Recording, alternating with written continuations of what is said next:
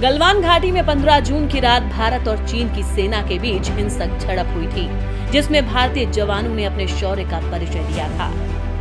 उस झड़प में भारत को अपने 20 वीर जवान खोने पड़े थे, लेकिन हमारे जवान ने चीन को करारा जवाब देते हुए उसके 40 जवानों को मौत के घाट उतार दिया था।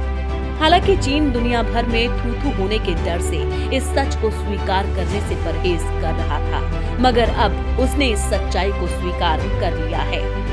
दरअसल चीनी अखबार ग्लोबल टाइम्स के एडिटर ने माना है कि गलवान घाटी में चीन की सेना को नुकसान पहुंचा था और कुछ जवानों की जान गई थी। ग्लोबल टाइम्स के एडिटर इन चीफ हू झीजिन ने रक्षा मंत्री राजनाथ सिंह के एक बयान को ट्वीट करके लिखा है, जहां तक मुझे पता है कि गलवान घाटी की झड़प में चीनी सेना में मरने वालों की संख्या भारत के 20 के आंकड़े से कम थी। कोई भी चीनी सैनिक को भारत ने बंदी नहीं बनाया था, बल्कि चीन ने भारत के सैनिकों को बंदी बनाया था।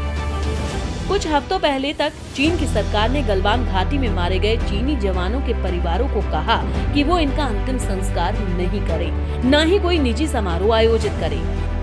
चीन की सरकार ऐसा करके गलवान घाटी में हुई घटना को छिपाना चाहती थी।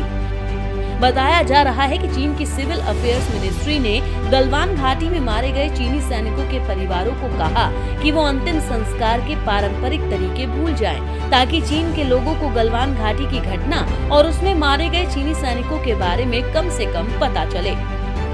असल में चीन को डर है कि अगर गलवान घाटी में मारे गए चीनी सैनिकों की खबर चीन के या अंतर्राष्ट्रीय सोशल मीडिया में फैली तो पूरे देश में पीपल्स लिबरेशन आर्मी की थू-थू हो जाएगी। लेकिन संसद में राजनाथ सिंह के बयान के बाद आखिरकार चीन को सच्चाई स्वीकारनी पड़ी। Bureau report.